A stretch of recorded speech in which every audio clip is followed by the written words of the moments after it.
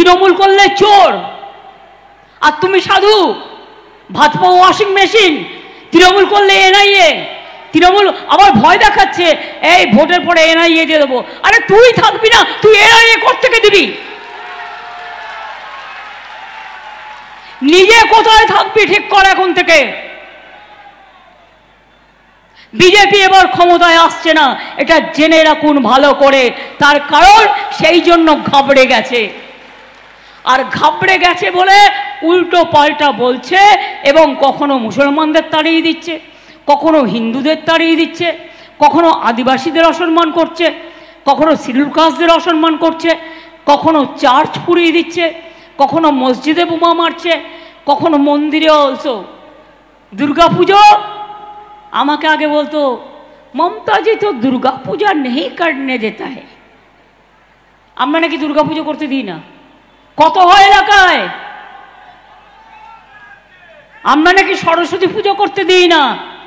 আমি বলি চোখ থাকলে দেখে নাও, কান থাকলে শুনে নাও।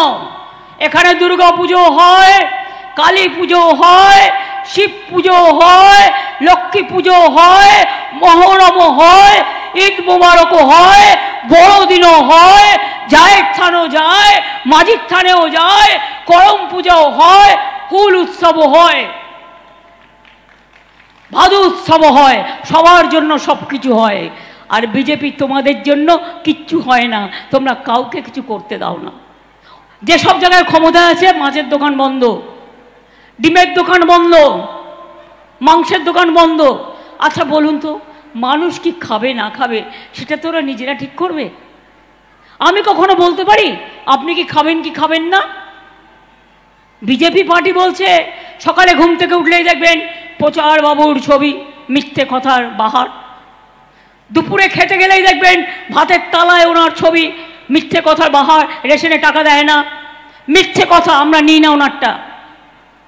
আমি হিসেব দিয়ে বলে দিচ্ছি, আমাদের রেশন দিতে 9 কোটি লোককে 9,000 ছিল আমাদের, কেন্দ্রের ছিল 7,000, 16,000 কোটি টাকা করে বছরে লাগতো। কিন্তু এই 2 বছরে কেন্দ্র 12,000 টাকা এখনো দেয়নি। ফলে 30,000 কোটি টাকা আমাদেরই দিতে হয়েছে। বিনা পয়সায় রেশন আমরা দিই, আপনি দেন না, আপনি মিথ্যে কথা বলেন।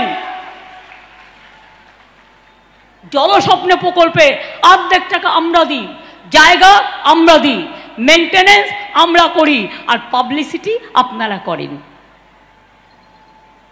আস্তে আস্তে মানুষের ঘরে আগামী 1.5-2 বছরের মধ্যে সবার বাড়িতেই জল পৌঁছে যাবে। এটা একটা বিপ্লব, জল বিপ্লব মনে রাখবেন, যাতে মানুষ শান্তি পায়। এরকম অনেক পরিকল্পনা আছে। সংখ্যালঘুরা মুসলিম বলে ঐক্যশ্রী বন্ধ, যারা মেধাশ্রী ওবিসি তাদেরও টাকা বন্ধ। মেয়েদের জন্য নাকি অনেক কাজ করে।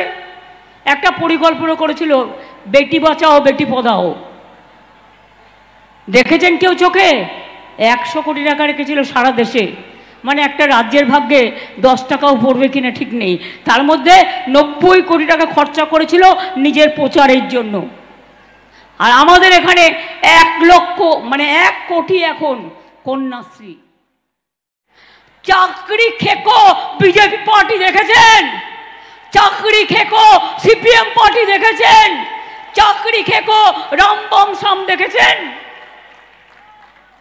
26,000 ছেলে মেয়ের চাকরি কেড়ে নিয়ে বলছে 4 সপ্তাহের মধ্যে টাকা ফেরত দাও 12% সুদে। আমি যদি বলি যারাই অর্ডার দিচ্ছেন, আপনি অর্ডার দিতেই পারেন, আপনার নাম আমি করব না, কিন্তু বিচারের যে রায়টা সম্বন্ধে বলবো, তার যদি আজকে সারা জীবনে সব কিছু চলে যায়, আর তাকে যদি বলা হয় আপনি আপনার চাকরির সব টাকা ফেরত দিন, আপনি নিজে ফেরত দিতে পারবেন তো? পারবেন? পারবেন? যখন ইচ্ছে হলো সবার চাকরি খেয়ে নেওয়া, মগের মুলুক। কদিন আগে বিজেপি নেতারা বলল লক্ষ্মীর ভান্ডার 3 মাস বাদে বন্ধ করে দেবো। আমি বলছি ক্যাচ কলা করবে।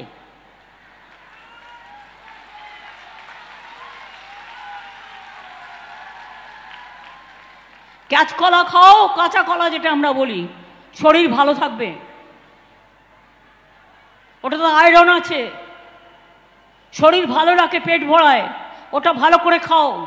কিন্তু মনে রেখো, লক্ষ্মীর ভাণ্ডার নিয়ে টুফা করবে না।